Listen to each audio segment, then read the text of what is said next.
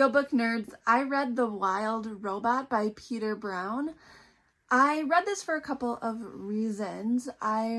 First, I wanted to read it because my students will be reading this for a book club later on in the year. It's one of their book club options. So not all my students will read it, but some of my 7th graders will. The other reason I wanted to read it was because I saw the movie for this book and it was so cute. And so I really wanted to read the book once I learned there was a book. I know it's middle grade, but like it was adorable, man. The movie was so cute. So if you haven't seen the movie, I highly recommend it. And I didn't feel like it took away from the book by having seen the movie first. There are differences between the two, and the book was very cute and adorable as well. But this book is set kind of in the future, not like super far into the future, but like far enough where people have developed a lot more technology. There are hovercrafts, there are robots, and so we have Roz, who is our main character, and she is a robot, and she gets stranded on an island, and when she gets turned on by the animals accidentally, she has to figure out how she's going to survive on this island by herself with no people, and she's trying to figure out like what her purpose is, and it's really cute and adorable, and she learns how to communicate with animals, and it goes on from there. So I enjoyed the book. It's not life-changing, but it's cute. It's a quick read, but it's also at the same time very slow-paced.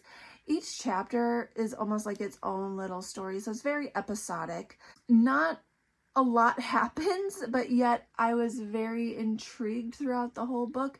And I've got a lot going on in life right now, so this was like very stress-free, very light and easy, and it's just kind of what I needed right now. It was very relaxing with all the nature descriptions. I'm a nature girl, so like I liked it. The book is very matter-of-fact about like the circle of life. At times it can be kind of blunt about the fact that like animals eat each other. It's normal. And animals are gonna die in the woods, and animals attack each other. Like, it's very matter-of-fact about life and death and nature and the circle of life, and I liked that. It made it a little more realistic when it's not a super realistic story, because obviously robots and a robot befriending animals also just isn't super realistic. So like, even if you can buy into the robots, the fact that the animals don't always behave like animals, but it is very matter-of-fact about life and death. But again, there are very low stakes throughout most of the book. It kind of amps up at the end of the book, but throughout the whole book, it's very episodic, very low stakes, very relaxing, calm, easy, light. There were some quotes that I wanted to share that I enjoyed towards the beginning when Roz is trying to figure out where she is and what she's doing on this island. It says, "The island was teeming with life, and now it had a new kind of life, a strange kind of life, artificial life." What an oxymoron, artificial life. Can that be a real thing? Like, can life be artificial? It's such an interesting thing to think about. Like, at what point is something living? At what point is a robot its own entity, or at what point is it still a thing? Does Roz actually think, or is she just running through programs in her head? It's got some deep layers to it and deep topics that are important to think about, especially as our technology is increasing every day. There was also a description of motherhood, which I enjoyed, which I'm a mom, so, you know. At one point in the story, Roz has kind of adopted an animal.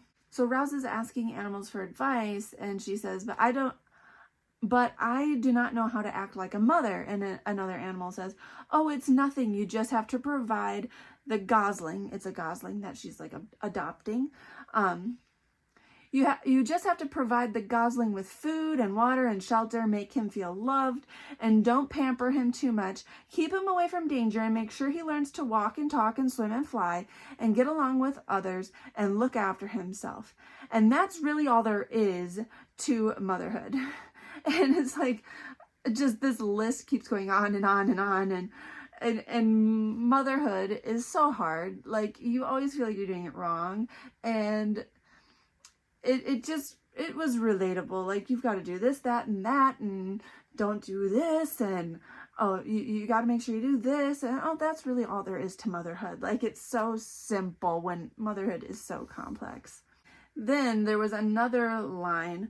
Bright Bill is the name of the gosling, and Roz is kind of worried about being the perfect parent, you know, and so other animals are still giving her advice, and one says, "You'll never be the perfect mother, so just do the best you can. All Bright Bill really needs is to know you're doing your best." And again, as a mom, sometimes, like, that's all you need to hear. It's like, try the best you can. It's not gonna be perfect. And your kids just need to know you're doing your best.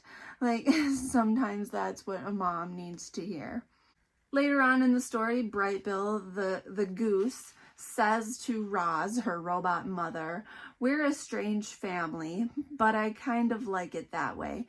And that just makes me think of my own family, because we're a blended family. My children are, like, they have step siblings and half siblings and whole siblings, and like, I grew up that way too in my family, having step brothers and half brothers and whole brothers and step parents, and like, I love my strange, weird family.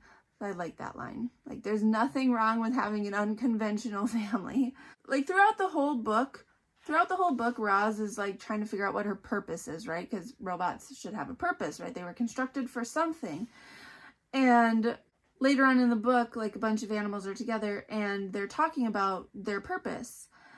And I just really liked that scene.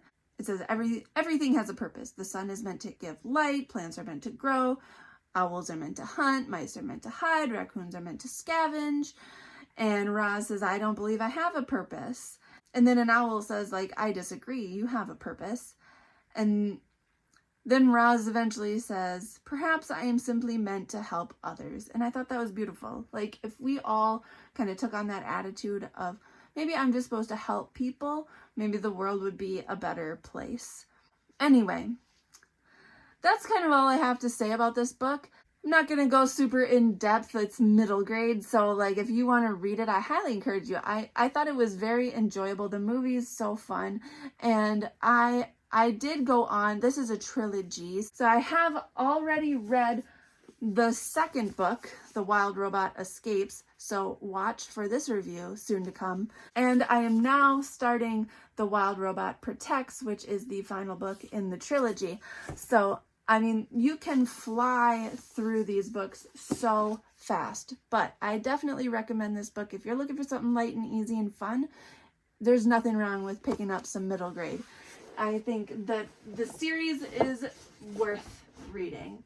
Anyway, that's all I have for you guys today. I hope you have a lovely week. I will talk to you next Monday. Hit that like button and subscribe. Thanks for talking books with me.